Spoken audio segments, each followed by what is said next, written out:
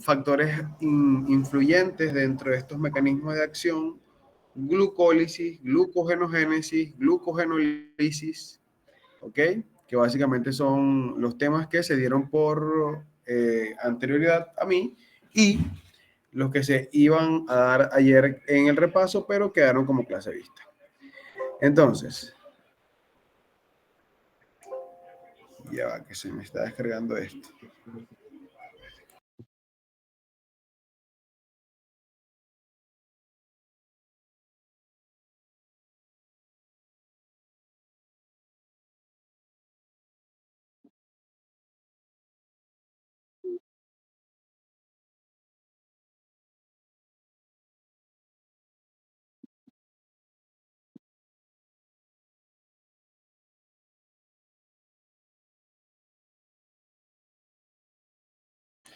Ok, entonces, para iniciar tenemos que estar conscientes de que lo primordial que hay que tener en nuestro sistema de aprendizaje es que los carbohidratos básicamente son las biomoléculas orgánicas más aprovechables energéticamente por nuestro cuerpo. En otras palabras, nuestro sistema orgánico está diseñado enzimáticamente para poder degradar todas las moléculas desde el punto de vista de carbohidratos como primera elección.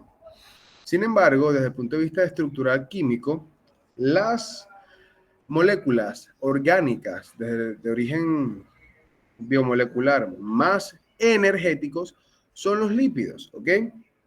Debido a que los lípidos son una familia química heterogénea que van a tener como principal característica la apolaridad total o apolaridad parcial. Y esto es un factor determinante en el aporte energético. Entonces, si bien los carbohidratos son los más aprovechables, realmente los más energéticos son los lípidos. Ahora, desde el punto de vista de rendimiento termodinámico, es más fácil degradar los carbohidratos que los lípidos, debido a que al ser los lípidos altamente energéticos, recuerden una prima básica de termodinámica. Mientras más energía se asocia a la estructura, más inestable es. Y nosotros siempre tendemos a buscar el menor nivel de energía, es decir, tendemos a buscar la estabilidad.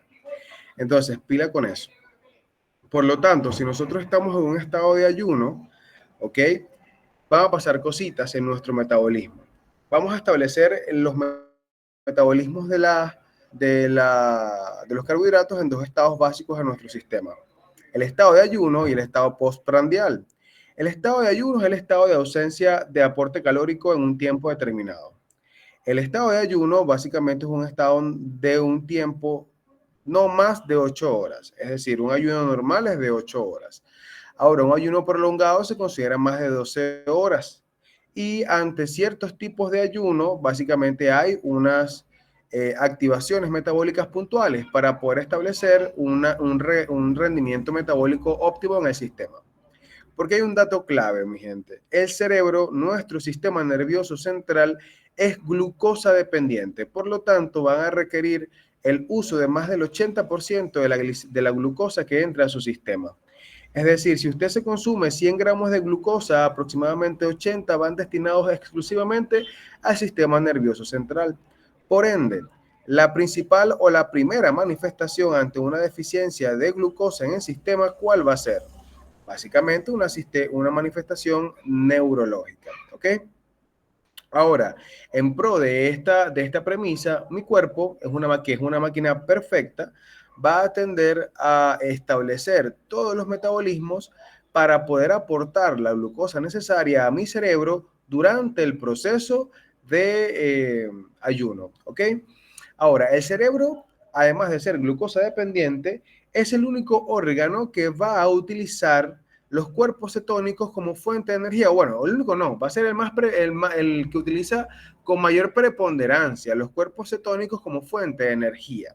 Y esto como mecanismo de adaptación ante la pérdida importante de glucosa por medio del ayuno. Entonces, yo estoy en ayuno. Al estar en ayuno, ¿cuál es la característica clásica del estado de ayuno? La disminución de la concentración de glucosa plasmática. En otras palabras, la disminución de la glicemia. Este estímulo es percibido a nivel de receptores osmóticos que van a estar en torno a la vasculatura de la porción endocrina de nuestro páncreas. Porque, ¿qué ocurre? El páncreas, como ya vimos por allá en el primer parcial en diferenciación celular, el páncreas es una glándula mixta, es un órgano que tiene dos porciones dentro de su mismo parénquima. Vamos a tener dentro del mismo páncreas una porción exocrina que va a encargarse de la producción enzimática, que muy bien la vimos por allá por digestión de proteínas. Y en este caso particular que estamos viendo el día de hoy, vamos a hablar de la porción endocrina, que representa el 2% de la superficie pancreática y que va a estar organizada en los denominados islotes de Langerhans o también llamados islotes pancreáticos, que tienen varios tipos celulares, dentro de los cuales para este nivel nos vamos a enfocar solo en dos, que son las células alfa pancreáticas y las células beta pancreáticas.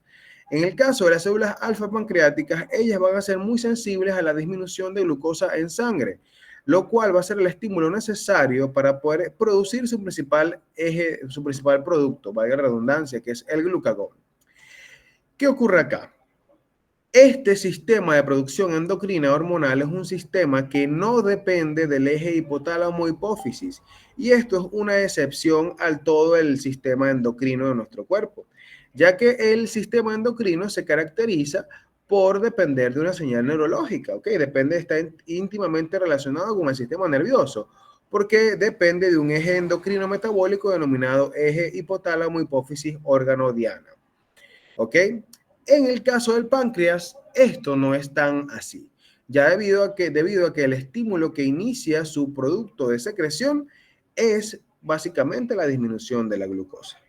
Entonces, al disminuirse esta glucosa en sangre, se activan las células alfa pancreáticas y se va a generar el glucagón. El glucagón es una hormona peptídica que tiene una acción clásica. Recuerden, yo estoy en ayuno.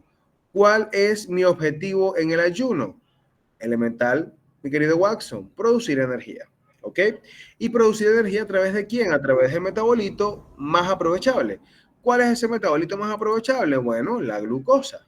Entonces, yo como hormona, yo como glucagón, voy a buscar o voy a tener como acción principal aumentar los niveles de glucosa en sangre para así poder tener un mejor aporte o una mejor utilización en mi sistema. Por ende, voy a activar todos los metabolismos que vayan en pro de ese punto. ¿Me van siguiendo? ¿Hasta aquí hay alguna duda?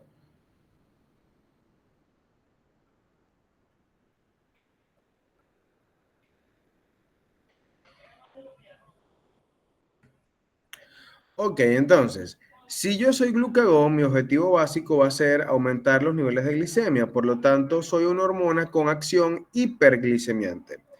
Al yo ser una hormona con acción hiperglicemiante, voy a enfocarme en varios órganos puntuales, que van a ser mis tejidos diana. Esos órganos puntuales de acción asociadas al glucagón van a ser hígado, tejido adiposo y músculo esquelético. ¿Qué ocurre acá? Recuerden el orden de energía. Los más energéticos son los lípidos, pero los más aprovechables son los carbohidratos. Pero ¿qué ocurre? Cuando nosotros entramos en ayuno, entonces hay un orden de aprovechamiento de las biomoléculas constitutivas. La primero que se va a acabar va a ser lo más aprovechable, es decir, los carbohidratos. Y es clave, señores, cuando ustedes están pelando que no tienen plata, pero tienen ahorros, ¿a dónde van? Si se les acabó el dinero, sacan de los ahorros. Así tal cual ocurre en el sistema, en el cuerpo humano. Cuando a mí se me acaba la glucosa, porque ya no tengo glucosa de la dieta, parto por la glucosa que tengo almacenada. Y aquí entra un punto clave. ¿Dónde se almacena la glucosa en el cuerpo? ¿Y bajo qué forma?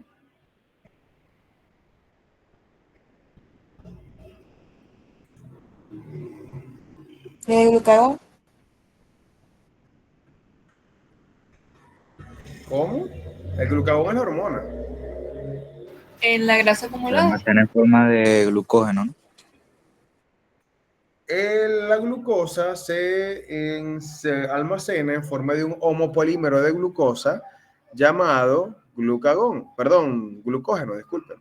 ¿Qué pasa? Este glucógeno, que es un homopolímero de glucosa, porque recuerden que los polisacáridos pueden clasificarse en homopolisacáridos y heteropolisacáridos. Entonces, el glucógeno es un homopolisacárido de glucosa de origen animal. ¿Ok? Por lo tanto, va a almacenarse en dos órganos esenciales, en hígado y en músculo estriado esquelético.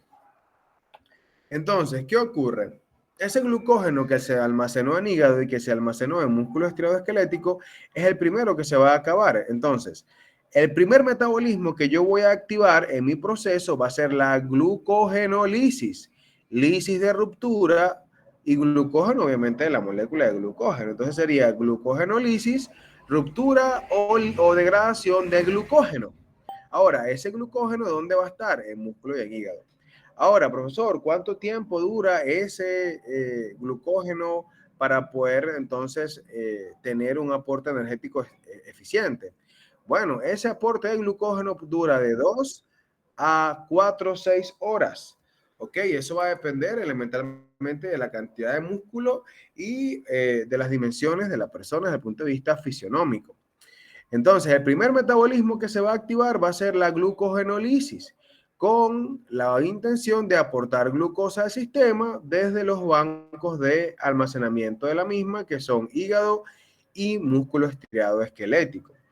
Entonces, una vez que esta glucogenólisis se activa, vamos a durar de 2 a 4 o 6 horas en este proceso y se van a agotar. Una vez que se agotan, el mismo proceso de activación por glucagón va a generar que se empiece la degradación de la segunda molécula más aprovechable del cuerpo, que son los lípidos.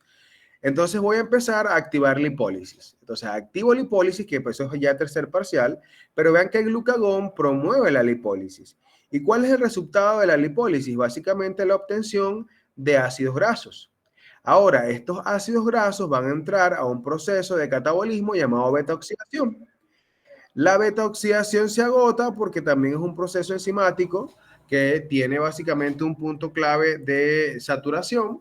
Entonces empezamos a la degradación de estas estructuras a través de otra ruta metabólica llamada cetogénesis. Pero también de la misma lipólisis se va a producir glicerol. Entonces, eso, por un lado, va a promover que también se empiecen a degradar porque ya no me da abasto.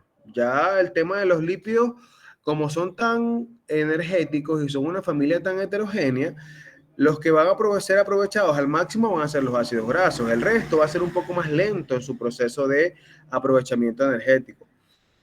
O son de naturaleza estructural y no van a ser degradados. Entonces, ¿qué pasa? Yo vengo y empiezo a degradar también proteínas, activo proteólisis. ¿Para qué? Para producir o que el músculo también participe en este proceso. Ahora, ¿pero el músculo directamente aporta energía al sistema? Bueno, directamente no. Sino es que el músculo aporta sustratos energéticos clave en conjunto con los lípidos para poder entonces formar glucosa a partir de estos sustratos, es decir, a partir de la degradación de lípidos mediante sus residuos de glicerol y a partir de la degradación proteica mediante los residuos de alanina. Entonces, en función de esto, yo voy a activar, ya cuando estoy en este proceso, un metabolismo llamado gluconeogénesis. ¿Qué es la gluconeogénesis? Un proceso metabólico que se encarga de la síntesis de glucosa, ¿ok? Por una vía nueva que no depende de los carbohidratos. Es decir, la gluconeogénesis es el proceso de ensamblaje de una nueva molécula de glucosa gracias a el aporte de sustratos de las proteínas y de los lípidos. Es por eso que en algunas personas el ayuno intermitente les ayuda a bajar de peso. ¿Por qué? Porque usted, para poder mantener su aporte energético, necesita degradar lípidos y necesita degradar proteínas. ¿Ok? Entonces, ¿cuáles son las principales biomoléculas que le aportan peso al cuerpo? Lípidos y proteínas. Entonces yo empiezo y degrado eso y empiezo a bajar de peso. Ahora, estos son los metabolismos clave que se dan en el estado de ayuno. ¿Ok? Y al darse en el estado de ayuno, su objetivo, repito, es reponer los niveles de glucosa para, primero, mantener la viabilidad del sistema nervioso central y, segundo, mantener la homeostasis energética de todo el sistema. Ahora, ¿qué metabolismos no se van a dar o van a estar disminuidos? En el caso del ayuno, la glucólisis no es que va a estar abolida, pero sí va a estar bastante disminuida, va a estar en lo que llamamos desde el punto de vista metabólico en un ritmo de producción basal. Es decir, un ritmo de producción basal es que va a producirlo, va a generarse lo estrictamente necesario para el mantenimiento energético. ¿Ok?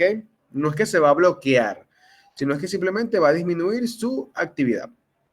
Pero la que sí, el procedimiento que sí se va a bloquear es la glucogenogénesis, porque ya, o sea, no tengo glucosa, pues entonces ¿de dónde voy a almacenar? No puedo almacenar la poca glucosa que estoy produciendo, no la puedo almacenar, ¿ok? Porque sería ineficiente desde el punto de vista del objetivo principal del estado de ayuno. Hasta ahora todo claro.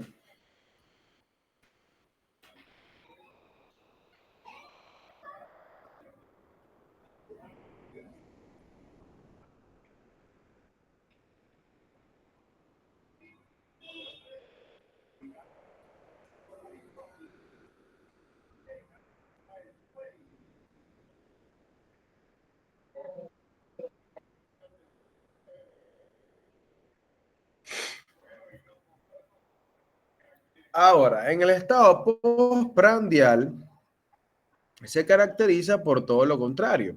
¿Ok? Se caracteriza por tener, entonces yo estoy aquí acabando de comer.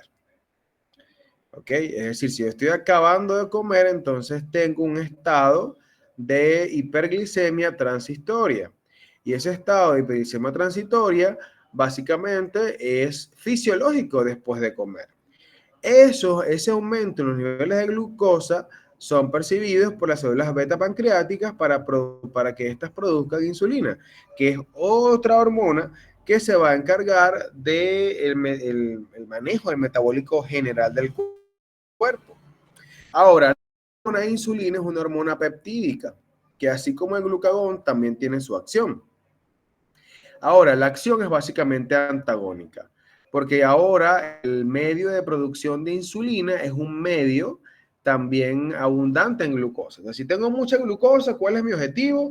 Mi objetivo es disminuir los niveles de glicemia haciendo lo pertinente. Y aquí vamos al otro estado. Ustedes están forrados de billetes, están llenos de plata. Si yo tengo mucha plata, van a pasar dos cosas. La gasto y la guardo. ¿Ok? Entonces, así pasa tal cual con la glucosa que tenemos acabando de comer, por lo cual la acción de la insulina es hipoglicemiante, es decir, ella va a encargarse de disminuir los niveles de glucosa en sangre. Y esto promoviendo la utilización de la glucosa en los distintos tejidos del cuerpo. Y aquí hay un tema clave. Vean en la diapositiva que dice tejido diana de la insulina, todos los tejidos. Y aquí les hago una pregunta. Esto que está ahí escrito, que dice que los tejidos diana son todos los tejidos de la insulina, ¿es verdad?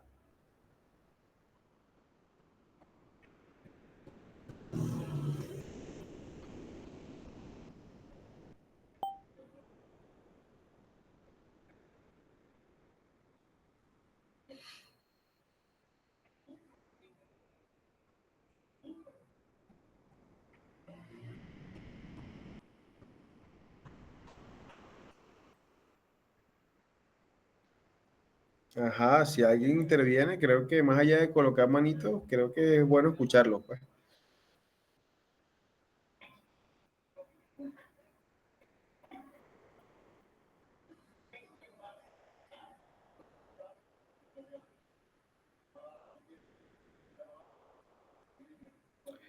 Ok, bueno, entonces seguimos.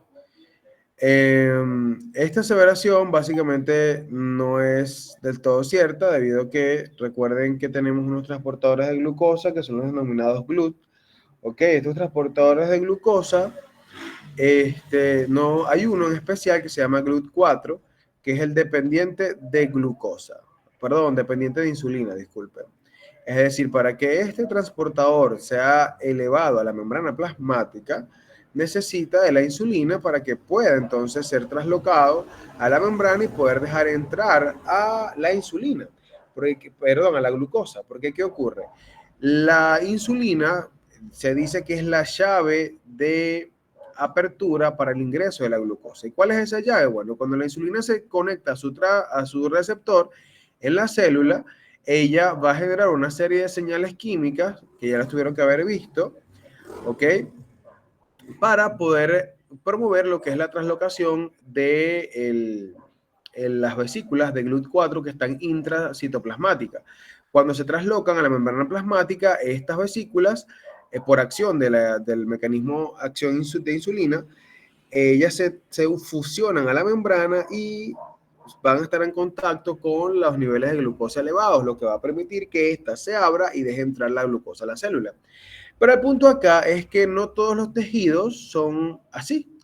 Solamente el tejido adiposo, tejido del músculo estriado esquelético, ¿ok? Y tejido cardíaco tienden a ser así.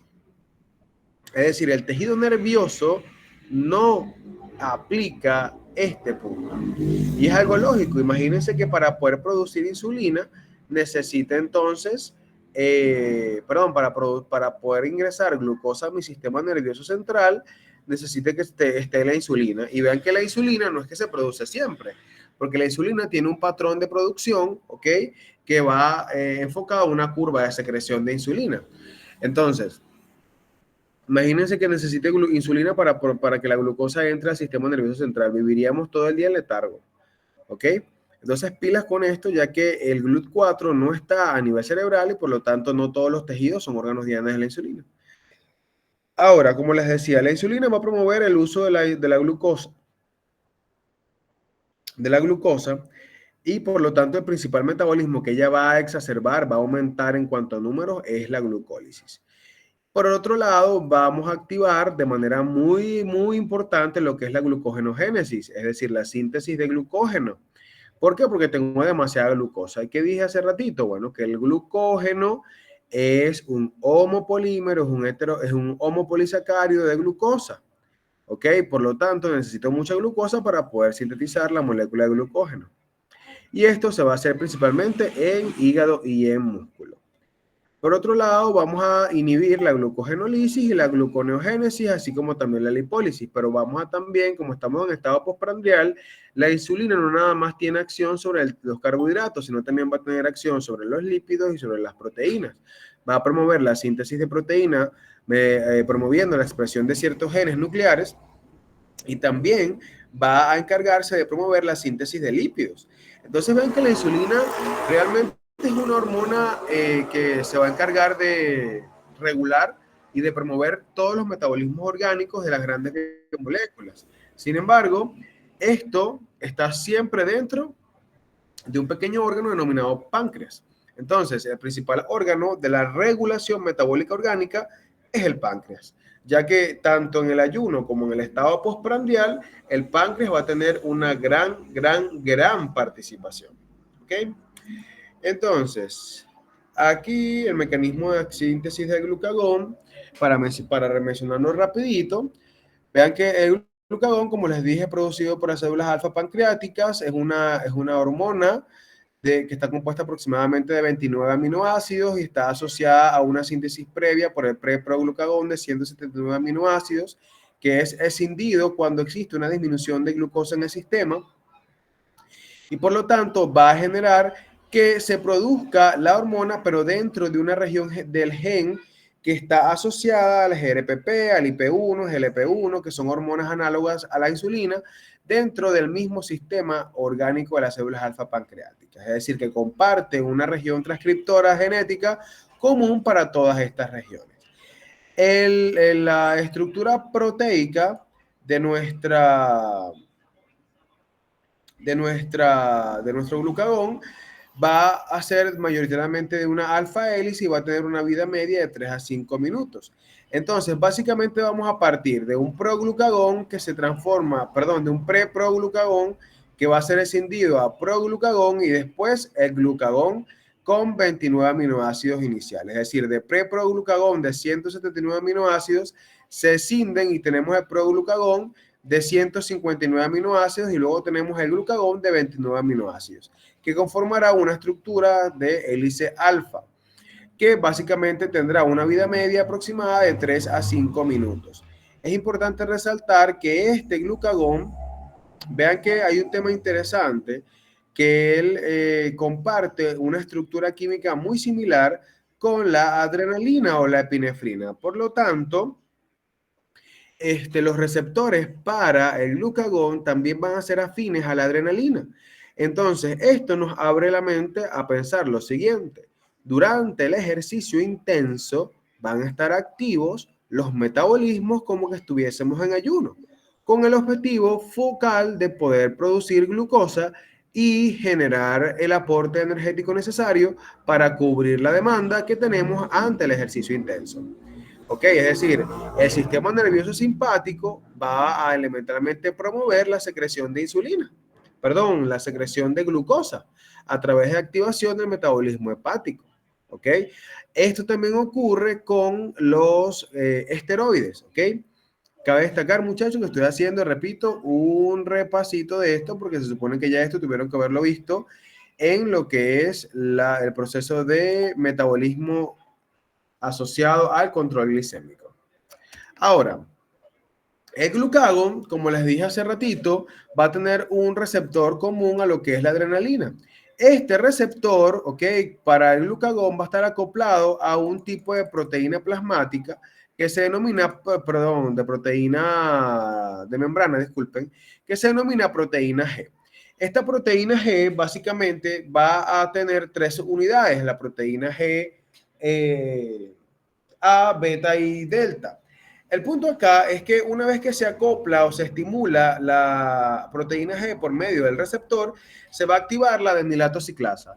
Esta adenilato ciclasa va a encargarse de transformar ATP por AMP cíclico, es decir, el mecanismo de activación de la cascada de señal acoplada al glucagón es un mecanismo de segundo mensajero, cuyo segundo mensajero básicamente es el AMP cíclico. Entonces, ¿qué pasa? Una vez que tenemos este AMP cíclico en el sistema por acción de la activación de la adenilato ciclasa, este AMP cíclico va a encargarse de empezar a activar, ¿ok? Unas enzimas que van a estar de forma de proteínas quinasas inactivas. Estas proteínas quinasas inactivas vamos a tener entonces un fragmento, o bueno, va a tener 4 subunidades, 2 fragmentos catalíticos y 2 fragmentos que están básicamente de inhibitorios. Los fragmentos catalíticos van a ser escindidos por acción del aumento de AMP cíclico, porque ¿qué pasa? El AMP cíclico va a acoplarse al fosfato inorgánico y va a ser muy afín a los segmentos reguladores o los segmentos inhibitorios de la proteína quinasa. Una vez que se acopla este AMP cíclico, a estos fragmentos se van a separar y vamos a tener entonces proteínas quinasas inactivas. En este caso, el mecanismo de activación enzimática se da a través de lo que es un proceso de fosforilación en la enzima, pero fosforilación básicamente de la región que se va a encargar de la inhibición. Entonces, una vez que esta proteína quinasa se activó como mecanismo de acción proveniente del AMP cíclico, vamos a empezar entonces a hacer las llamadas fosforilaciones enzimáticas en cascada. Es decir, vamos a tener una fosforilasa B quinasa que va a estar inactiva, entonces vemos como la proteína quinasa se activó, el fragmento catalítico va a empezar entonces a fosforilar las fosforilasas. Y cuando yo fosforilo una fosforilasa, vale la redundancia, se activa, ¿ok? Y al activarse, entonces, establezco una cascada de activación hasta llegar a la fosforilasa B, que esta fosforilasa B es una clasificación que es la primera enzima de la vía de degradación del glucógeno. ¿Ok? Porque ¿qué pasa? Todos estos nombres que ustedes están viendo aquí, proteína quinasas, fosforilasas B, fosforilasas A, todas estas son clasificaciones de por mecanismos de acción de las enzimas que participan en los procesos de glucogenólisis y de gluconeogénesis. Ok, entonces, al final del proceso yo voy a activar la fosforilasa A, que va a encargarse de poder iniciar la degradación del glucógeno y por lo tanto iniciar así la glucogenólisis. Por lo tanto, este mecanismo de activación es esencial tanto para el hígado como para el músculo esquelético, el tejido adiposo y también el tejido miocárdico, que son básicamente los órganos a los cuales son afines nuestro glucagón. Además, vamos a tener que el AMP cíclico también va a estar acoplado o también va a mediar la gluconeogénesis, bloquea parcialmente la glucólisis, en hígado va a evitar la conversión de ácidos grasos libres en cuerpos cetónicos y elementalmente la lipólisis de los adipocitos va a estar promovida por este mismo sistema. Es decir, todos los metabolismos que hablamos en el ayuno se activan partiendo de esta cascada de fosforilaciones que existe dentro de la ruta asociada al mecanismo de acción del glucagón. Pero repito, esta misma ruta va a ser sujeta a un sustrato común que es la adrenalina y en casos más extremos de ciertos glucocorticoides, es decir, ciertos esteroides. ¿Hay alguna duda con este mecanismo de acción?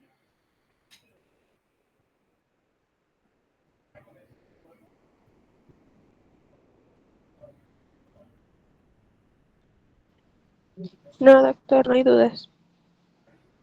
Ok. Entonces seguimos. Vamos a iniciar entonces con la glucogenólisis y ustedes la vieron. Vamos a iniciar entonces con gluconeogénesis, que es el tema que nos compete el día de hoy. ¿Ok? Como no estamos de repaso, ya ese tema de glucogenólisis se quedó en la vista de ayer. Entonces, cuando hablamos de gluconeogénesis, la gluconeogénesis es un proceso que va a tener como punto focal la producción de glucosa, ¿ok? A partir de sustratos diferentes a los carbohidratos. Entonces, la gluconeogénesis van a ver en muchas literaturas o incluso en muchos videitos de YouTube que van a decirles que la gluconeogénesis es la inversa de la glucólisis y eso es un error, ¿ok? Porque la glucólisis y la gluconeogénesis, si bien comparten puntos enzimáticos, realmente hay puntos irreversibles que hacen que cada ruta sea diferente. Entonces, pendiente, pueden compartir sustratos, compartir enzimas, pero el sentido no es el mismo y tampoco hay puntos irreversibles que no se pueden tomar como los mismos. Entonces, con este cuadrito que ustedes ven acá fue que yo básicamente estudié gluconeogénesis, porque la gluconeogénesis es una ruta bastante larga, pero la podemos resumir como los sustratos clave, las enzimas clave, ¿ok? ¿Cuáles son los sustratos clave? Los sustratos clave son la alanina, el lactato y el glicerol. ¿Por qué? La alanina, el lactato y glicerol van a ser, en el caso de la alanina y el lactato, van a provenir del metabolismo de los músculos, mientras que el glicerol va a provenir de la degradación de lípidos. Entonces, también vamos a tener ciertas rutas de producción directa de piruvato o de oxalacetato, que son los puntos de interconversión más comunes que también existen a través de ciertos aminoácidos que tuvieron que haber visto también en la clase de metabolismo de aminoácidos, que son aminoácidos cetogénicos y aminoácidos glucogénicos. Los aminoácidos glucogénicos son aquellos que van a derivar tanto en piruvato como en oxalacetato para poder generar esta vía gluconeogénica. Por eso es que se llaman glucogénicos, porque sus productos de degradación, bien sea piruvato u oxalacetato, tienen un punto clave en este proceso. ¿Ok? Vamos a tener también enzimas clave, las cuales son cuatro: la piruvato carboxilasa, la fosfenolpiruvato carboxiquinasa, la fructosa 1,6 difosfatasa y la glucosa 6-fosfatasa. Entonces, ¿qué pasa aquí? Bien sea yo teniendo alanina o lactato o a través de un aminoácido glucogénico obtengo piruvato. Este piruvato, por acción de la piruvato carboxilasa, va a transformarse en oxalacetato. Este oxalacetato, básicamente por acción de la fosfenolpiruvato carboxiquinasa, se transforma en fosfenolpiruvato. Este fosfenolpiruvato es altamente inestable, por lo tanto, se transforma de manera espontánea en triosas trifosfato. Estas triosas fosfatos van a provenir de la vía de glicerol ¿ok? O van a provenir de la vía, porque ¿qué pasa? El glicerol se transforma en glicerol fosfato y de ahí de hidroxiacetono y después se viene el gliceraldehído 3-fosfato. Y de este gliceraldehído 3-fosfato, entonces vamos a tener un punto clave. Pero esta ruta que vemos acá, que les estoy enseñando, es la ruta de resumen, ¿ok? Ahora, vemos que el otro punto es la fructosa 1,6 disfosfatasa. Esta fructosa 1,6 disfosfatasa es literalmente la enzima más importante de regulación metabólica porque va a encargarse de regular tanto la vía glucolítica como la vía gluconeogénica en función de su expresión transgénica. Y por último, la glucosa 6-fosfatasa. Ahora, vamos acá a verificar la ruta completa. Entonces, hay que estar clarito con lo siguiente. Repito, sustratos claves: alanina, lactato, glicerol. Enzimas claves son estas 4. ¿Ok? Vamos a tener entonces que van a participar como sustratos claves aminoácidos glucogénicos que van a producir o oxalacetato o piruvato. Es importante ver en esta ruta que tenemos entonces pasos relacionados con la glucólisis, pero también elementos provenientes del ciclo del ácido tricarboxílico y algunas reacciones un poco más específicas. Ahora partimos de acá. ¿Qué pasa aquí? Nuestra gluconeogénesis es un metabolismo que se da en un 80-90% a nivel hepático, ¿ok? Y solo un 10% a nivel renal. Por eso que tenemos aquí el hígado y el riñón. ¿Qué pasa? Estos órganos son los principales responsables del proceso de gluconeogénesis. Sin embargo, el peso recae solo sobre, bueno, mayoritariamente sobre el señor hígado. El cual se va a encargar de un 90%, 80% de este proceso. ¿Cómo comienza el asunto? Es importante destacar que la gluconeogénesis es un proceso predominantemente mitocondrial, ¿ok? Sin embargo, vamos a tener un factor que es citoplasmático. Es decir, vamos a tener unos pasos que son citoplasmáticos y otros pasos que son mitocondriales. De hecho, los primeros pasos son mitocondriales y los últimos pasos son mitocondriales. El resto son citoplasmáticos. Es decir, es una ruta que mezcla varias estaciones. Entonces vamos a comenzar con aminoácidos, en este caso aminoácidos glucogénicos, lactato y glicerol. Iniciamos con los aminoácidos glucogénicos. Se supone que estos aminoácidos provienen de la vía de degradación de las proteínas como consecuencia del estado de ayuno prolongado. Entonces, estos aminoácidos van a ingresar a través de transportadores específicos a la célula hepática o a la célula del riñón. En la célula hepática o en el hepatocito van a haber transportadores específicos para este tipo de aminoácidos glucogénicos, los cuales van a someterse a un proceso catabólico dentro de la mitocondria ojo, proceso catabólico que ya ustedes vieron en metabolismo de aminoácidos. Esta ruta catabólica va a ir entonces acoplada a lo que es la producción de piruvato o de oxalacetato o de ambos. Y aquí inicia el proceso. Entonces, ¿qué pasa? Este piruvato también puede provenir de las rutas acopladas a los distintos metabolismos de conversión que existen intramitocondrialmente o que existen dentro de del mismo citoplasma. ¿Ok? Recuerden que también en el proceso de ayuno tenemos la glucólisis que está pasando, pero de una manera muy, muy, muy lenta. Entonces, cualquiera que sea la ruta, vamos a tener 3 puntos de inicio: el aminoácido y el piruvato.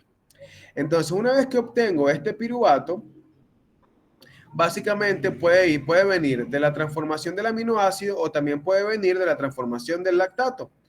Es decir, el lactato, a través de la enzima lactato deshidrogenasa, que es una enzima básicamente citoplasmática, va a encargarse de transformar este lactato, que también proviene del metabolismo muscular, y lo va a transformar en piruvato.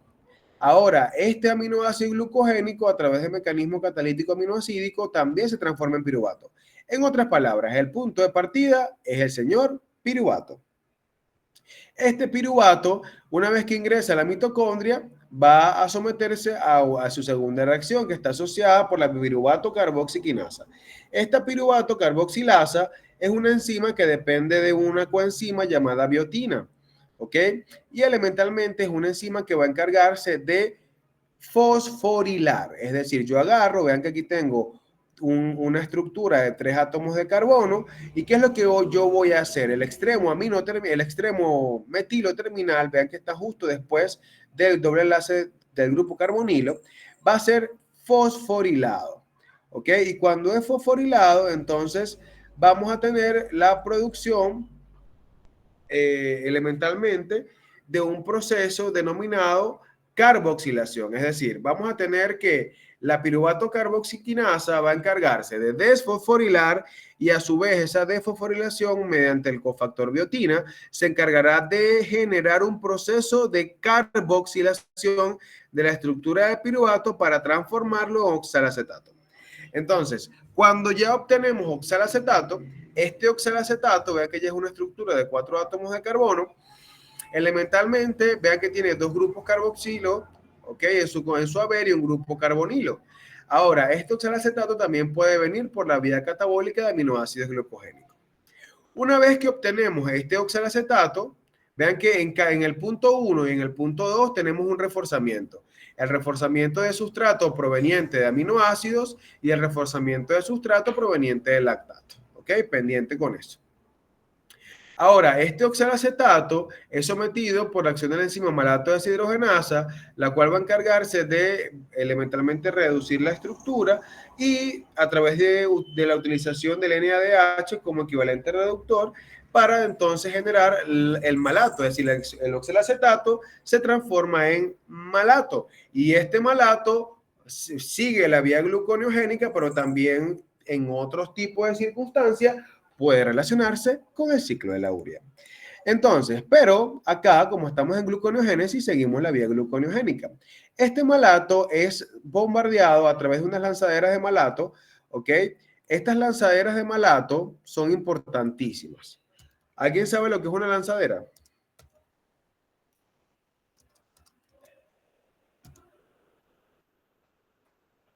¿Qué es una lanzadera de malato? Hola. No, eso no es una lanzadera. En bioquímica eso no es una lanzadera. Sería una proteína que expulsa el malato de la mitocondria.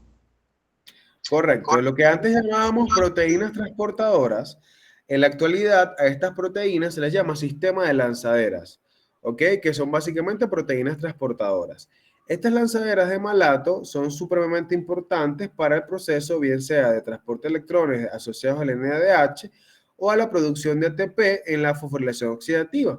Sin embargo, esta lanzadera es usada por la vía gluconeogénica para poder sacar el malato de la mitocondria, porque por lo general es a la inversa, es decir, yo meto malato a través de esta lanzadera. Sin embargo, como estamos en una vía gluconeogénica, se requieren las lanzaderas para sacar el malato de la mitocondria. Entonces, esta lanzadera va a sacar el malato. Una vez que esté el malato en el citosol, es sometido también a la misma enzima, a la malato deshidrogenasa. ¿Para qué? Para volver a producir, ojo aquí, yo oxidé el oxalacetato para producir malato, ahora reduzco el malato para producir oxalacetato. ¿Ok? Entonces, una vez que yo hago este proceso, otra vez con la malato deshidrogenasa y obtengo oxalacetato, pero pero esta vez en citosol, este oxalacetato es sustrato de la enzima fosfonolpiruvato carboxiquinasa. Esta fosfonolpiruvato carboxiquinasa va a utilizar como aporte de grupos fosfato a la estructura GTP. Vean que la mayoría de las fosforilasas utilizan es ATP como adador de grupo fosfato. En el caso de la fosfonolpiruvato carboxiquinasa, ella va a encargarse de fosforilar y de descarboxilar. Vean el asunto, ¿eh? Acá, en este paso 2, yo fosforilaba y carboxilaba. En este paso 4, yo fosforilo y descarboxilo. Es por eso que cuando paso del oxalacetato al fosfonolpiruvato, paso de 4 átomos de carbono a 3 átomos de carbono. Y vean que existe ya un enlace de tipo éster con un grupo fosfato de alta energía acá. con la formación subsecuente de un doble enlace que generará en este sistema, en conjunto con el grupo carboxilo que está acá, un sistema de resonancia altamente energético. ¿Ok? Es por esto que este fosfoenol piruvato pasa de manera espontánea, ya que tiene un gran sistema de resonancia, ¿ok? Y por tema de distribución de la carga electrónica, se cambia espontáneamente de fosfonol piruvato a 2-fosfolicerato y de 2-fosfolicerato a 3-fosfolicerato. Entonces, cuando llegamos a 3-fosfolicerato, es sometido a un proceso de fosforilación por fosforilasas inespecíficas y vamos a tener entonces de 3-fosfolicerato a 1,3 bifosfolicerato. Y este 1,3 bifosfolicerato es sometido a un proceso de isomerización para formar el gliceraldehído 3-fosfato. Una vez que yo obtengo este gliceraldehído 3-fosfato, aquí me detengo. ¿Por qué? Porque aquí en este punto es que tenemos el tercer reforzamiento de la vía gluconeogénica proveniente del glicerol. Ya que este glicerol, vean acá, que viene también de la degradación de lípidos, va a ser sustrato de la enzima glicerol quinasa. Este glicerol va a ser fosforilado mediante la glicerol quinasa y vamos a tener entonces glicerol 3-fosfato. Y cuando obtenemos glicerol 3-fosfato, este glicerol va a ser sometido por la acción de la enzima glicerol 3-fosfato deshidrogenasa. Este glicerol 3-fosfato deshidrogenasa va a formar glicerol 3-fosfato. Y este glicerol 3-fosfato va a ser un análogo para poder mezclarse desde el punto de vista estructural con la gliceraldehído 3-fosfato para formar entonces fructosa 1,6 bifosfatasa a través de una isomerasa inespecífica. Cuando tenemos fructosa 1,6 bifosfatasa, ya aquí estamos listos porque ya tenemos a través de la formación de una isomerasa inespecífica, tenemos la formación del elemento de carbohidrato que es la fructosa 1,6 bifosfatasa. Cuando tenemos este punto, la enzima fructosa 1,6 bifosfatasa va a encargarse de desfosforilar la estructura a través de un mecanismo hidrolítico para obtener fructosa 6-fosfato. Esta fructosa 6-fosfato es sometida a un proceso de isomerización para transformarla en glucosa 6-fosfato. Y cuando tenemos esta isomerización lista, entonces, ¿qué pasa? Pasamos al retículo endoplasmático rugoso o a la mitocondria, a uno o a lo otro. Cuando pasamos generalmente al retículo endoplasmático rugoso, cuando pasamos a esto, básicamente vamos a tener que este sistema de glucosa 6-fosfato entra a la estructura y allí es sustrato de la enzima glucosa 6-fosfatasa que va a desfosforilar mediante el mecanismo hidrolítico para obtener glucosa. La glucosa sale del organelo y va a través de un transportador GLUC2 a salir de la célula hepática hacia el torrente sanguíneo a través del lobulillo hepático o el lobulillo clásico, pues, ¿ok? Y esto es lo que llamamos nosotros gluconeogénesis. ¿Hay alguna duda de esta ruta? Sí, porque el oxalacetato no simplemente podía salir y ya. Porque no hay lanzaderas para oxalacetato. Ah, ok, gracias. Entonces, como no tenemos lanzaderas de oxalacetato, nuestro cuerpo hace lo que se llama en el argot oriental una cayagüeta, una mayagüeta. Es decir, yo me transformo en algo que sí tengo para después transformarme afuera, pues. ¿Ok? Y realmente sacar lo que yo quería.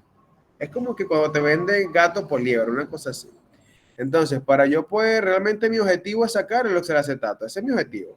Pero como no tengo lanzaderas para oxalacetato directamente, básicamente tengo sí en abundancia las de malato. Entonces, ¿qué hago yo? Bueno, como yo tengo la malato deshidrogenasa, que es una enzima bidireccional, entonces yo me aprovecho de eso. Como tengo esta enzima también en abundancia, transformo el oxalacetato en malato, el malato lo saco de aquí y una vez afuera, como también tengo afuera malato deshidrogenasa, hago la inversión y listo, obtengo mi objetivo. ¿Hay alguna otra duda?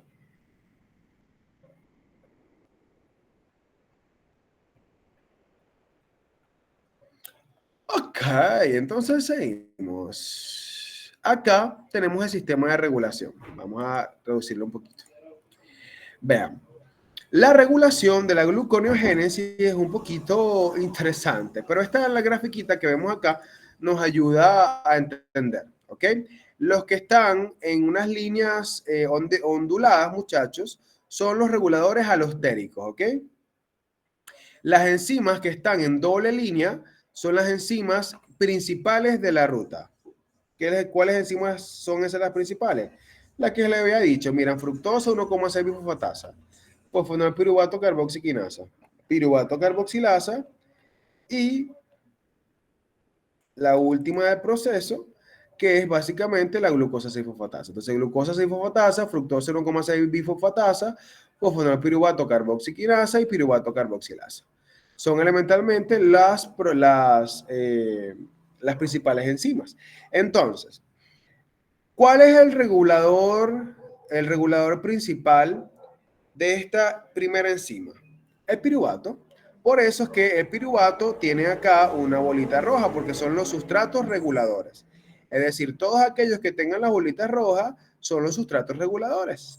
Entonces, por eso es que les decía que la regulación por sustrato, en este caso, es importante. Si yo no tengo piruvato, bien sea de la vía por aminoácidos glucogénicos, de la vía por sustratos del acitosol o por la vía de ciclo de Krebs, si yo no tengo piruvato, mi gente, olvídense. La gluconeogénesis nunca se va a dar. Nunca. ¿Ok?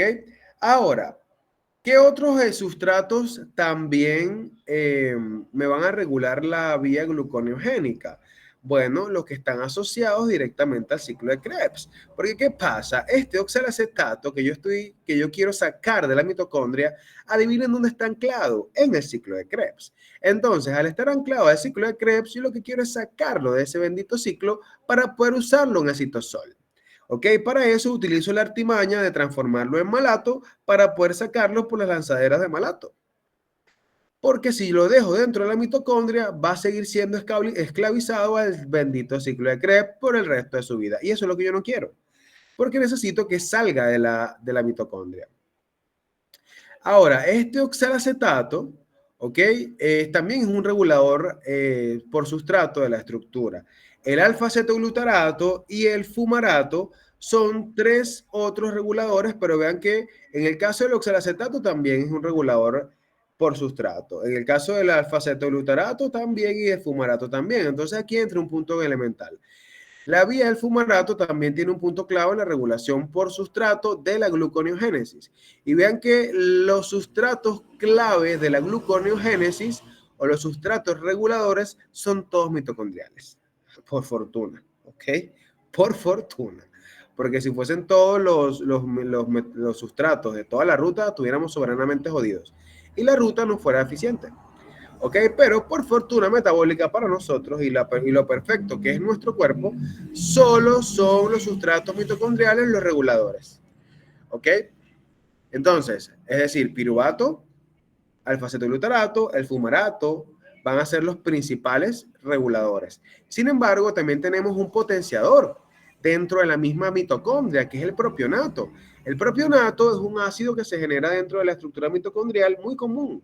De hecho, se generaba cuando nosotros vimos allá hace tiempo, vimos síntesis de grupo hemo, se generaba el propionato de manera muy abundante en mitocondria. Pero ese propionato va a aumentar la cantidad de succinil-CoA. Entonces, si yo aumento la cantidad de succinil-CoA, aumento fumarato, aumento malato y la vía se propulsa. ¿Ok? Entonces, vean, tampoco es que tenemos únicamente inhibidores, también tenemos propulsores. Entonces, el propionato es uno, el lactato es otro, porque el lactato lo podemos obtener de muchas vías. Lo obtenemos de la glucólisis anaerobia, ¿ok? Lo obtenemos de la vía de metabolismo muscular. Entonces, también es otro potenciador, porque el lactato es otra fuente alterna de piruvato, ¿ok? Al transformarse en piruvato por la lactato deshidrogenasa. Y por otro, el otro sustrato potenciador de la ruta es el glicerol. Es decir, vean que yo les hablaba hace ratito y les decía, no, mira, el aporte o el reforzamiento de la ruta se da cuando metemos glicerol, o el reforzamiento por el lactato, o el reforzamiento por la vía del aminoácido glucogénico. Bueno, todas estas son rutas que van a proveer de metabolitos estimuladores de la vía gluconeogénica. ¿Ok? Entonces, vean que es una ruta bastante grande que involucra muchas cosas y es por eso que yo inicié la clase con una esquemita muy sencillo de cuáles eran las cosas claves que habíamos que fijar. ¿Ok? Pero es importante conocer el metabolismo completo porque como podemos evidenciar es una ruta integrativa esta gluconeogénesis que va a integrar tanto vía ciclo de Krebs, tanto también va a integrar metabolismos lipídicos, metabolismos proteicos catalíticos, ambos. Entonces hay que estar pendiente con eso. Ahora, vamos a ver que existirán también los denominados reguladores alostéricos. Los reguladores alostéricos son metabolitos que estimularán las enzimas, pero en sitios diferentes al sitio activo, ¿ok? Por su semejanza con el sustrato clave de la ruta. Entonces, ¿cuáles van a ser esos reguladores alostéricos negativos? ¿Ok? Que vamos a tener reguladores alostéricos negativos y reguladores alostéricos positivos. Como les dije hace ratito, todos aquellos que tengan esta línea zigzagueante pero que terminen en un más son reguladores positivos. Todos aquellos que tengan la línea zigzagueante pero que terminen en un menos serán reguladores negativos. Entonces, hablando de las enzimas clave, en el caso de la fructosa 1,6 bifosfatasa, vean que es la enzima focal, es decir, esta es como la cabeza del soldado. Esta es como la enzima que todo el mundo ataca. Por lo tanto, si yo tengo una enzima que tiene muchos reguladores alostéricos, mi gente, desde el punto de vista negativo, esta enzima es una de las principales. ¿Ok? ¿Por qué? Porque de bloquearse, vean la cantidad de regulación que tiene. Por un lado, tiene el 1,6 bifosfato que regula negativamente, es decir, cuando hay mucho de este, se bloquea. También cuando tenemos mucha fructosa 2,6 bifosfato por aumento del AMP como consecuencia del glucagón se bloquea. Si hay mucho AMP se bloquea. Es decir, el aumento de estos sustratos generará una inhibición alostérica de la fructosa 1,6 bifosfato. Entonces, ¿cuándo podemos obtener mucho de estos sustratos? Cuando tenemos glucólisis activa. Es decir, cuando tenemos mucha glucosa y la estamos degradando, producimos mucha fructosa 1,6 fosfato. ¿Ok? Entonces, esto me genera que elementalmente produzcamos esta enzima se inactive y generemos mayor cantidad de la vía glucolítica y disminuyamos la vía gluconeogénica. En otras palabras, es una enzima que va a ser afín o una enzima común tanto para la vía gluconeogénica como para la vía glucolítica. ¿Ok? Entonces vemos que la piruvato carboxilasa, tenemos que la acetil-CoA va a ser su principal regulador alostérico positivo, mientras que la ausencia de piruvato elemental es su punto de Aquiles, ¿ok? Entonces, es un punto esencial que debemos estar conscientes de esto y que vean que nos estamos enfocando básicamente en las enzimas reguladoras. Hasta ahora hay alguna duda. Vean que del mecanismo de regulación tenemos regulación por sustrato. Esta regulación por sustrato puede ser regulación directa o regulación alostérica. Regulación directa quiere decir que si hay mucho, se regula, se aumenta y si hay poco, se disminuye. Regulación alostérica es aquella que se ancla a la estructura y que puede disminuir, ¿ok? La actividad enzimática, que son aquellos que están en rojo, son reguladores de sustratos negativos y aquellos que están en verdecito son reguladores por sustrato positivo. Ahora, los alostéricos positivos y negativos son los que tienen las líneas zigzagueantes que están asociados a cada ruta enzimática. Y también vamos a tener las enzimas reguladoras propiamente dichas, que son las 4 que anteriormente les mencioné. Y además vamos a tener una regulación hormonal dirigida por nada más y nada menos que el glucagón. ¿Ok? ¿Hay alguna duda?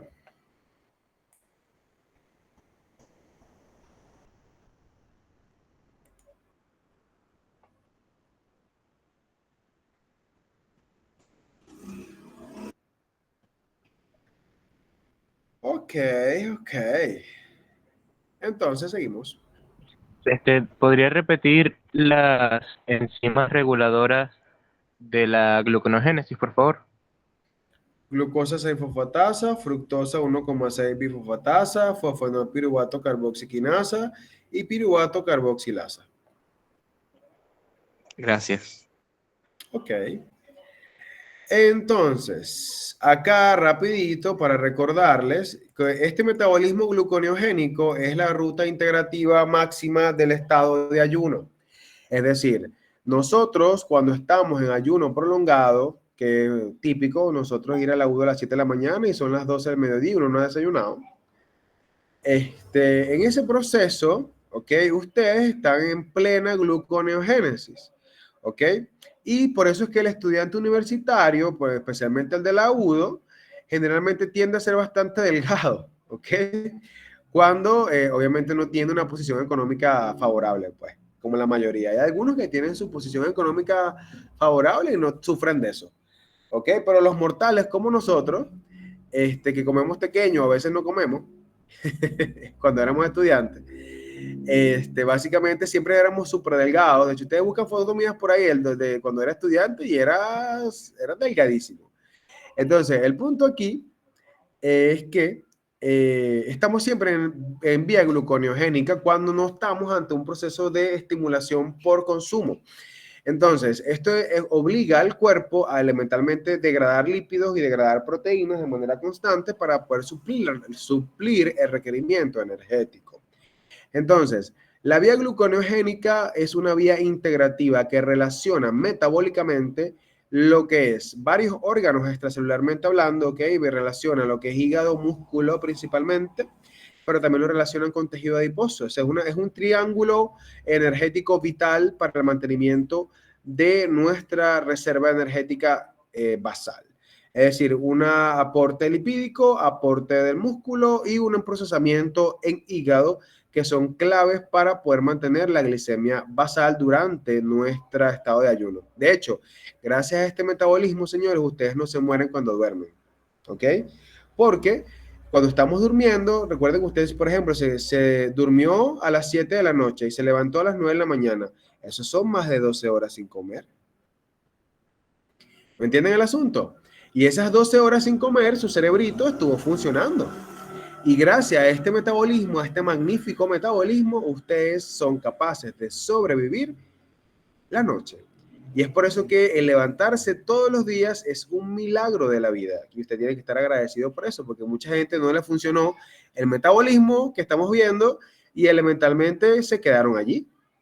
¿Ok? Y ustedes tienen la potestad de poder, por ejemplo, el día de hoy amanecieron y están aquí viendo esta clase. Así que sean agradecidos con la deidad en la que crean. ¿Ok? Sean agradecidos y elementalmente valoren el día a día.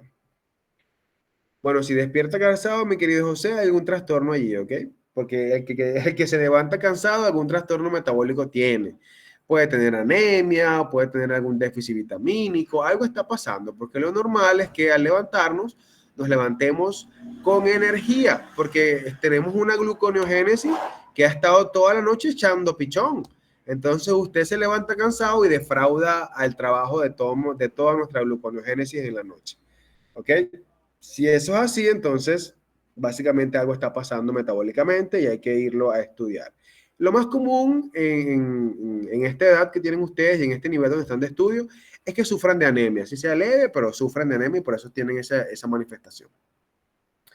Entonces, pendiente. Vean acá rapidito para pasar ya al metabolismo de otros sustratos, que es la cuestión de la insulina, ¿ok?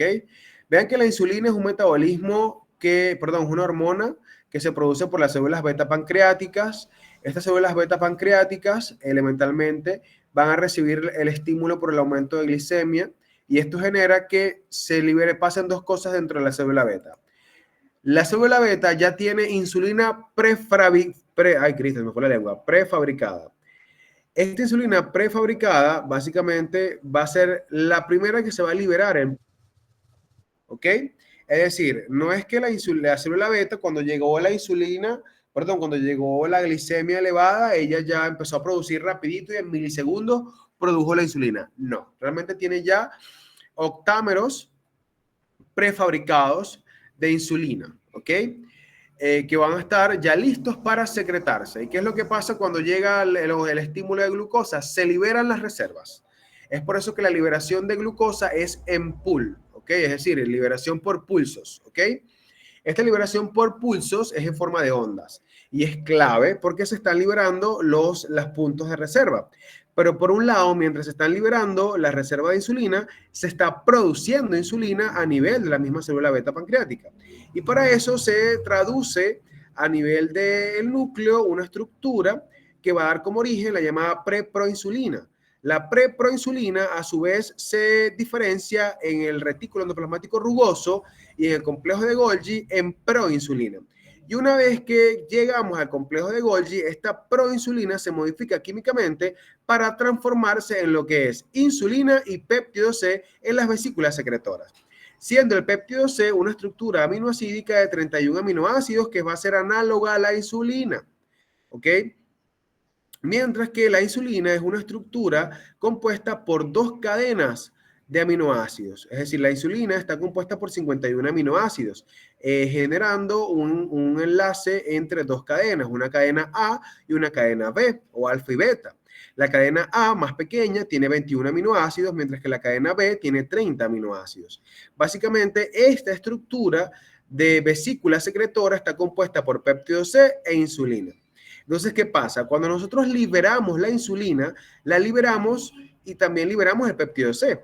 Por eso es que generalmente, muchachos, nosotros cuando hacemos el estudio de la insulina basal, que ojo, ya es un estudio que está un poquito en desuso, para el estudio metabólico, utilizamos también la cuantificación del péptido C, porque se nos hace mucho más fácil identificar el péptido C porque vean que es mucho más grande, ¿ok? Y en cambio la insulina se acopla a su receptor. Y si la insulina se acopla a su receptor, yo no tengo cómo identificarla. En cambio, el péptido C que se liberó no se une a nada, más bien se degrada. ¿Ok?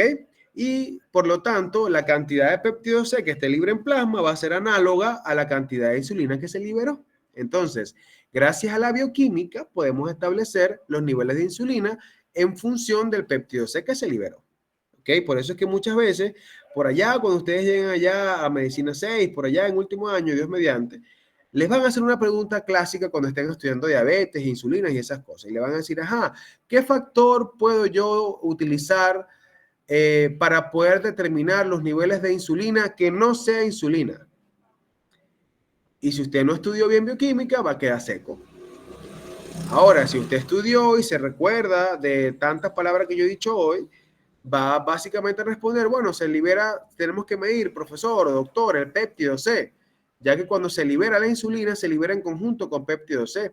La insulina se acopla al receptor, pero el péptido C no. Por lo tanto, si sabemos la cantidad de péptido C que se secretó, sé de manera análoga la cantidad de insulina que hay en ese momento, acoplada a los órganos y sistemas. ¿Se entiende el asunto?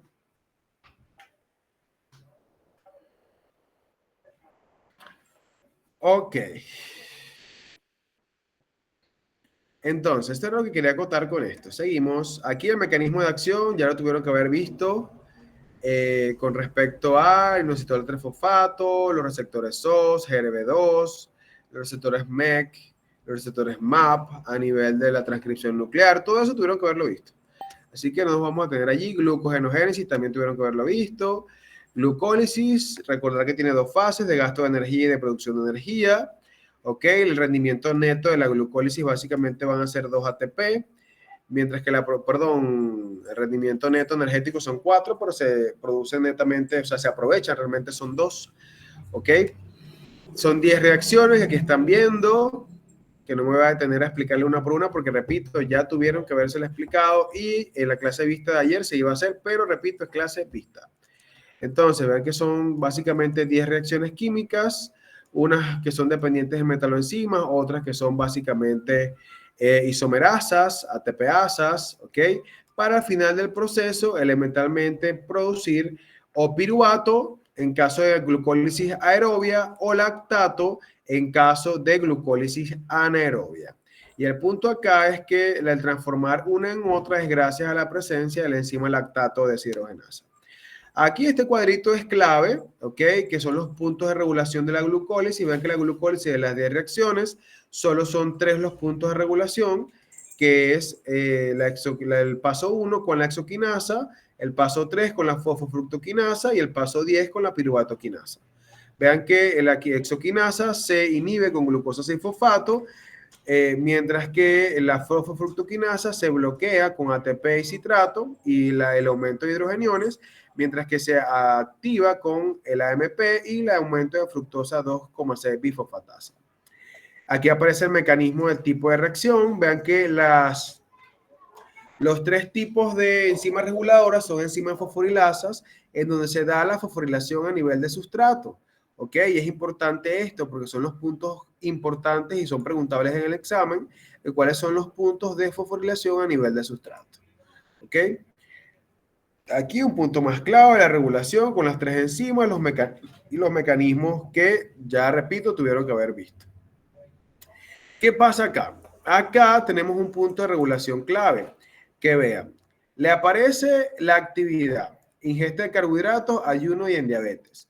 Entonces, es importante precisar cómo va a estar la actividad enzimática, el inductor, el represor, el activador y el inhibidor.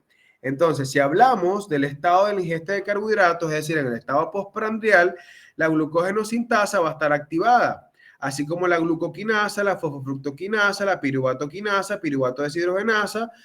Todas estas van a estar activas en el estado postprandial. ¿Quién va a ser su inductor? En el caso de la glucoquinasa, fosfofructoquinasa, la insulina. ¿Ok? Y en el caso de piruvatocinasa, insulina y fructosa. Activador, aquí tienen insulina, 5-AMP cíclico, fructosa 6-fosfato, es decir, elementalmente los elementos que van a activar estas enzimas. Y si hablamos de, por ejemplo, la glucogenosintasa, es la enzima inicial de la glucogenogénesis. ¿Ok? Si hablamos de la fosfofructoquinasa, es una enzima clave en la vía glucolítica. Si hablamos de la piruvatoquinasa, otra enzima clave en la vía glucolítica. Si hablamos de la piruvato deshidrogenasa, otra vía clave en la vía glucolítica. Entonces vean cómo vamos a tener que durante la ingesta de carbohidratos y por acción de la insulina o de la fructosa, tendremos este punto clave acá. ¿Ok? Que es decir, vamos a tener glucogenólisis, glucólisis y oxidación de piruvato dentro de la misma estructura. Ahora, si yo estoy en ayuno o en estado de diabetes, vean que todas las enzimas que van a estar asociadas al proceso de glucogenólisis, glucólisis y oxidación de piruvato van a estar disminuidas, mientras que las vías gluconeogénicas van a estar aumentadas. ¿Ok? Es decir, un paciente diabético descompensado va a estar siempre como que estuviese en estado de ayuno, porque a pesar de que acaba de comer, básicamente su cuerpo entiende, porque como la glucosa no ha ingresado a la célula, se entiende como que estuviésemos con niveles de ATP de estado de ayuno. Por lo tanto, el sistema activará los metabolismos pertinentes para poder establecer el equilibrio, pero sin saber que lo que hace es agravar más el asunto. Entonces vean acá cómo tenemos este cuadrito bastante sencillo de comprender, donde podemos visualizar la interrelación de las distintas rutas metabólicas, pero más que todo la parte enzimática, en relación al estado basal de ingesta de comida, es decir, el estado postprandial y el estado de ayuno o incluso el de diabetes. Aquí este cuadrito es clave porque nos habla de la enzima clave. ¿Qué es decir? ¿Qué enzima es clave? Que les dije yo, ¿se acuerdan? La fructosa 2,6 bifosfatasa. Esta enzima, fructosa 2,6 bifosfatasa, es una enzima clave porque es común tanto para la vía glucolítica como para la vía gluconeogénica. Por lo tanto, esta enzima bifuncional, ¿ok?, elemental en el proceso de estimulación va a estar asociada bien sea a una estimulación, a un proceso de regulación alostérica positiva o a un proceso de regulación alostérica negativa. Entonces, ¿qué pasa? Cuando yo empiezo a degradar glucosa y produzco mucha glucosa 6-fosfato, ¿ok?, mucha fructosa 6-fosfato, esa fructosa 6-fosfato es un activador alostérico. ¿Para qué? Para activar la fosfofructoquinasa 2 activa. Y cuando yo activo la fosfofructoquinasa, ¿ok?, básicamente yo promuevo la vía glucolítica. ¿Va? Ahora, si por el contrario, esta misma cantidad de fructosa 6-fosfato va a inhibir la vía asociada a la gluconeogénesis, ¿ok? Entonces, vamos a tener que esta estructura bifuncional entre la fosfofructoquinasa 2 y la fructosa 2,6 bifosfatasa es clave para poder entender cuándo se activa una y cuándo se disminuye la otra. Vean que por este lado tenemos la vía gluconeogénica derivada de dos sustratos clave, tanto de la vía fructosa 1,6 bifosfato como de la vía fructosa 6-fosfato. Si se genera mayor fructosa 6-fosfato, vamos a la vía glucolítica. Pero si se genera más fructosa 1,6 bifosfato, entonces voy por la vía gluconeogénica. Y eso se da por un estado de on-off del estado de las enzimas bifuncionales. Esto también tiene que ver de manera puntual con el glucagón. ¿Ok? Es decir, aquí observamos de manera más clara cómo es la activación y desactivación en la vía glucolítica y la vía gluconeogénica entre lo que es las enzimas bifuncionales, que es la fosfofructoquinasa 2 y la fructosa 2,6 bifosfato, que son básicamente la misma estructura, solo que reciben nombres puntuales entre los distintos metabolismos. Ahora, entendiendo esto, pasamos a la glucólisis o metabolismos intermediarios. ¿Qué pasa? Además en la dieta, además de obtener glucosa, nosotros también obtenemos de la dieta, otros carbohidratos u otros monosacáridos, ¿ok? Por ejemplo, los hidratos de carbono que están predominantemente en la alimentación van a ser la lactosa, la maltosa y la sacarosa. La lactosa va a estar básicamente a nivel de los productos lácteos y por lo tanto va a ser el aporte principal de galactosa. La maltosa ya sabemos que aporta glucosa, mientras que la sacarosa aporta fructosa. ¿Ok? Entonces, ¿qué pasa? Estos hidratos de carbono intracelulares van a ser básicamente derivados de la vía glucolítica. Pero, hay un detalle. La fructosa y la galactosa pueden convertirse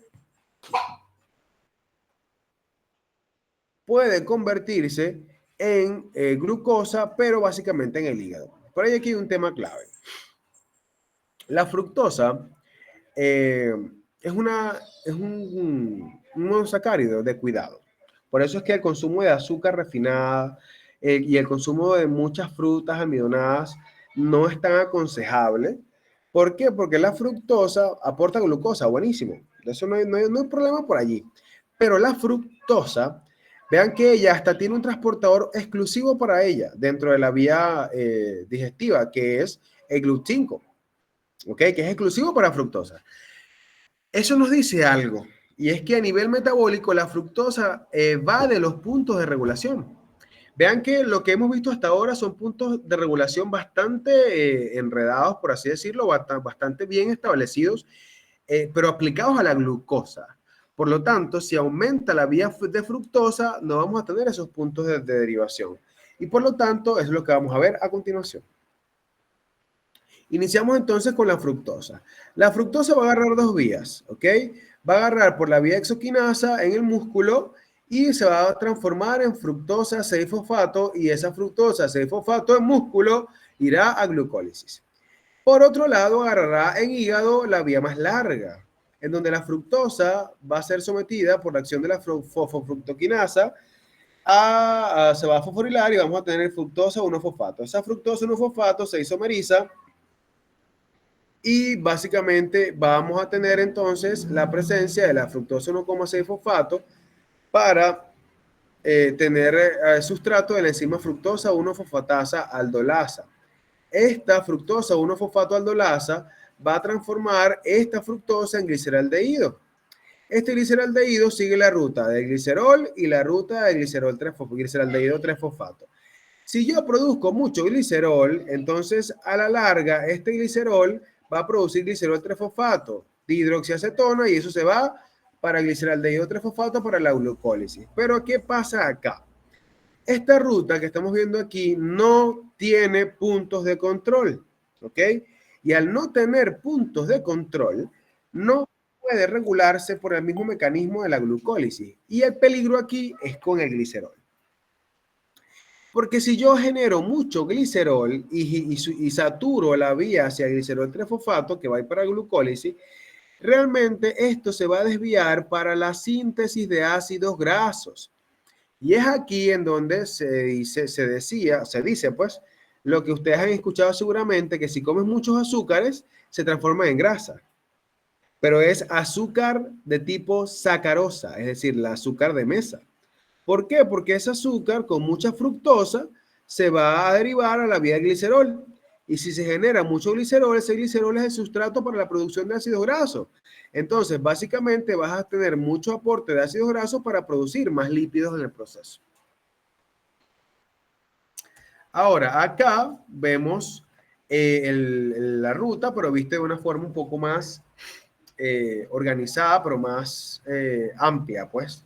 Vean que de la dieta obtengo la fructosa. La fructosa agarra dos vías. La vía asociada a la fructosa como fosfato o la vía hacia sorbitol. Si hablamos de la vía hacia sorbitol, básicamente es para producir glucosa o para entrar a la vía gluconeogénica.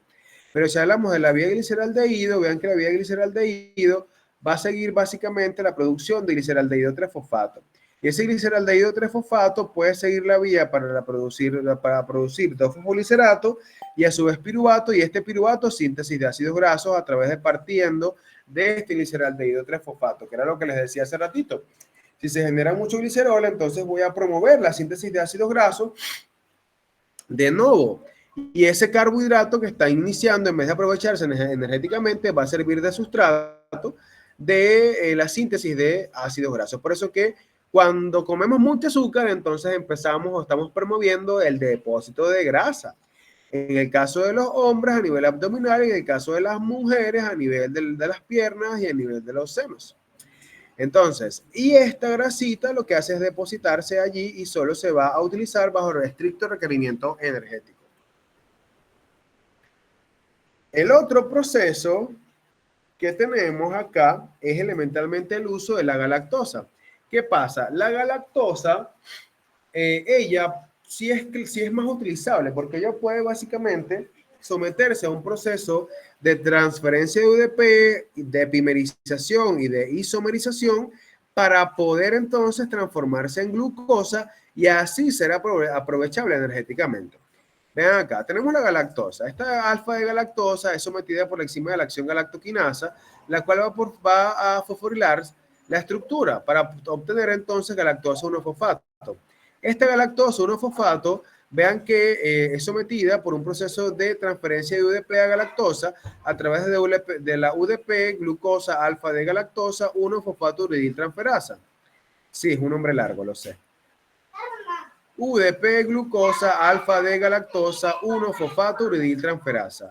Esta enzima, que tiene un nombre gigante, va a ser la encargada de hacer las transferencias entre la UDP, el uridindifosfato.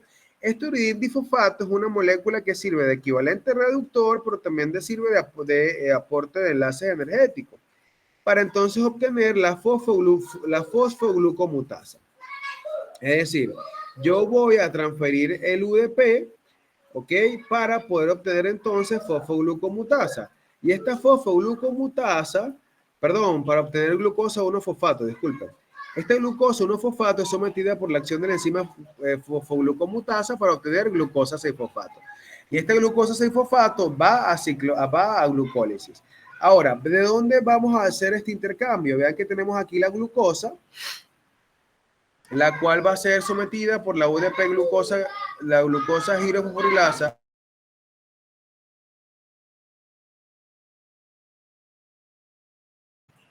Entonces, como les decía, tenemos que esta glucosa es sometida por la acción de la enzima UDP glucosa pirofosforilasa, lo que va a hacer es acoplar el UDP, el uridintrifosfato, a la estructura de la glucosa no fosfato mediante su desfosforilación para obtener UDP glucosa. Esta UDP glucosa lo que va a hacer es un intercambio, ¿ok? Con la galactosa para tener entonces glucosa 1-fosfato. Es decir, es un punto, no es que se transforma realmente, es que se intercambia, ¿ok? Y al intercambiarse, ese es un punto clave. Ustedes dirán, bueno, pero entonces, ¿qué sentido tiene? Porque, ¿para qué voy a usar la galactosa? Si al final necesito una glucosa para poder obtener energía. Pero es que ese es el detalle. Cuando tengo déficit de glucosa o cuando la glucosa no está siendo utilizada de manera eficiente, la galactosa entra como punto de anclaje para poder establecer un sistema alterno de utilización, en donde hace su intercambio para poder entonces generar un proceso de menor gasto energético desde el punto de vista enzimático. ¿Ok? Y obtener al final del día la glucosa 6-fosfato que va a entrar a vía glucolítica.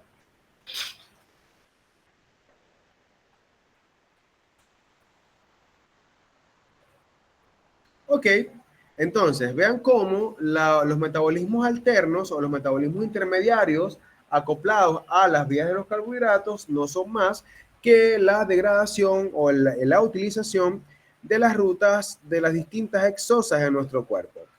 Entonces, vamos a tener que esas exosas básicas son las otras dos, además de la glucosa, que tienen su utilización, que es la galactosa y la fructosa. Entonces, hay que comprender estos metabolismos de manera ideal para poder estar conscientes de qué implica el aporte alimenticio a mis pacientes y poder entender que un consumo alto de galactosa tendrá elementalmente un aporte o un reforzamiento en la vía glucolítica, mientras que si hablamos de un aumento en el consumo de fructosa, eso va a estar asociado más bien a un mayor depósito de lípidos en el sistema por activación de la vía del glicerol o del glicerol trifosfato. Entonces, hay que estar consciente de que si hablamos desde el punto de vista de apoyo a la vía glucolítica, sería mejor utilizar la vía galactosa, mientras que la vía de la fructosa aportará energía, en efecto, pero cuando hay un exceso de fructosa en el sistema, entonces evade los puntos de regulación y tenemos la exacerbación de la producción de grasa. ¿Hay alguna duda, señores? Doctor, usted dijo que el azúcar se almacena en el cuerpo, la de tipo sacarosa, en mujeres en las mamas y en las piernas y en los hombres en el abdomen. ¿Es posible que esta azúcar también se almacene en el hígado? Sí, lo que pasa es que, ve, ya va, un momentico, vamos a usar los términos adecuados. Cuando hablamos de azúcar me refiero a sacarosa, ¿ok? Y la sacarosa tiene fructosa y glucosa. Entonces es la fructosa la que cuando está en exceso se transforma en glicerol y esa se deposita para al aumento mayor de ácidos grasos. Ahora, ¿que esto se puede ocurrir también en hígado? Sí, en efecto. De hecho, es una de las principales causas de lo que es el hígado graso. ¿Ok? El consumo de exceso de azúcar refinada o el consumo de exceso de fructosa en el sistema. ¿Ok?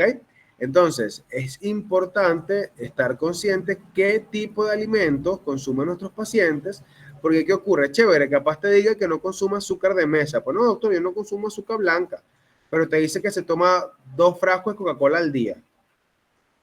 Y se sabe que las bebidas gaseosas son altamente azucaradas, porque si tenemos 500 mililitros de bebida carbonatada, llamada Coca-Cola, ¿ok? De esos 500 mililitros de bebida carbonatada, aproximadamente unos 150 son de azúcar refinada, es decir, de sacarosa. Entonces, elementalmente es eso, o sea, el refresco muy sabroso y todo, pero es muerte para el sistema. Entonces, ¿cómo se exacerba, cómo se traduce eso? El aumento de consumo de sacarosa va a activar la vía de la fructosa, pero también va a disminuir la vía glucolítica, lo que va a generar a nivel cortical una degeneración de la corteza y se va a traducir eso más adelante en, ¿cómo les digo?, en Alzheimer.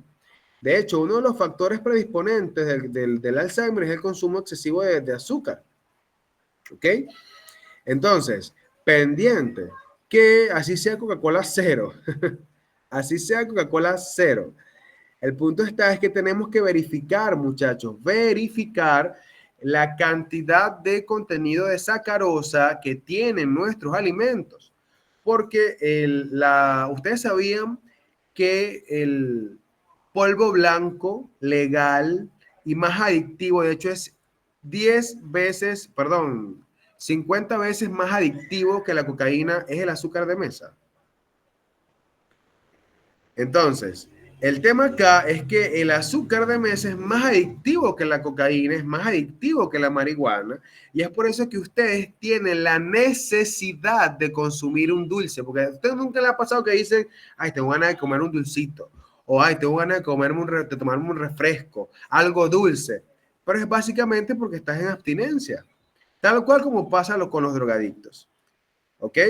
Entonces, el tema aquí es que Aquellos que sientan esas ansias de comer dulces, les informo que tienen una adicción a los carbohidratos, especialmente a la sacarosa. Y es importante que empiecen a trabajar en eso porque, repito, su sistema está acostumbrado a el aporte de fructosa de manera fácil y eso es peligroso, ¿ok? Muy peligroso. Entonces, puntos claves de esta clase. Vean que la gluconeogénesis, soy sacarosa adicto. Sí, en efecto, usted es un sacarosa adicto. Las bebidas energéticas es lo mismo. Las bebidas energéticas es lo mismo. Es un pool de carbohidratos de uso y de cafeína. Es la misma. ¿Ok? Señores, la alimentación balanceada es la clave de una correcta nutrición. Y una alimentación balanceada va de la mano de la distribución adecuada de todos los grupos alimenticios. No hay que suprimir ningún grupo alimenticio del plato de alimentos. Sin embargo, hay que saber la calidad del grupo alimenticio que me estoy consumiendo. Porque es chévere, ustedes pueden decir, bueno, no hay que suprimir ningún tipo de alimento, entonces me voy a comer una senda hamburguesa. Ajá, pero no es igual esa hamburguesa a, por ejemplo, una carne asada con vegetales y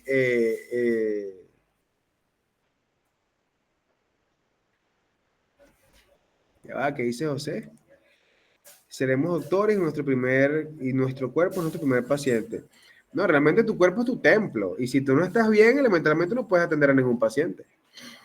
Entonces, chévere, tenemos que hacer ciertos sacrificios y ciertas adaptaciones para poder aprender muchas cosas, pero tampoco es a expensas de degradar nuestro propio bienestar, ¿ok? Y aquellas personas que están pasando por situaciones de salud importantes, es básicamente, es irrestricto que se cuiden, porque el agudo va a seguir estando allí, pero su salud no. Si se deteriora, ya no va a haber quien estudie y su sueño se apagó. Entonces, si su cuerpo le está pidiendo descanso o está pasando algo, tómese su tiempo, sane y vuelva. El tiempo va a seguir pasando, la universidad va a seguir estando allí. Lo único que puede pasar es que nos invadan los gringos, eso es lo único. Pero en el resto, la universidad va a seguir estando allí. ¿Ok? Y los profesores también van a seguir estando allí. Así que cuídese usted porque nadie más lo va a hacer. Bueno, señores, si no hay más que dudas al respecto, entonces quedamos hasta acá, hasta este tema. Vean que va vía de pentosa fosfato, va también estos otros metabolismos que les voy a mostrar acá. Vean, vía de pentosa fosfato, va el ciclo de Cori, ciclo de la glucosa o Cajil, que tuvieron que haberlo visto. ¿Ok? Va todo lo que es bioquímica aplicada a la clínica, los conceptos de resistencia a la insulina, hiperglicemia, hipoglicemia, la disglucemia, diabetes mellitus, los criterios diagnósticos de la diabetes, todo ese tipo de cositas que según les dio la profesora Carlines. ¿Ok? Entonces, es importantísimo que repasen todo ese tipo de temas. La semana que viene vamos a continuar con contenido de tercer parcial. Sin embargo, pueden solicitar repaso de algún otro tema que ustedes deseen, ¿ok? Y elementalmente ese repaso se le puede dar a través de Horacio o a través de incluso los profesores, ¿ok? Es importante que tengan eso en consideración. Sin embargo, el parcial seguirá siendo el día 8 de diciembre, ¿ok? Para que tengan eso en consideración. Se les estará informando a través de su representante estudiantil el monto de la impresión del mismo, pero por favor, a diferencia del primer parcial, tengan mayor control respecto a eso, para evitar inconvenientes que ya ocurrieron. Bueno, muchachos, sin más que decir, que tengan todos una feliz noche. Chao, chao. Nos vemos en los pasillos. Que tengan todos una excelente fin de semana. Cuídense. Chao, chao.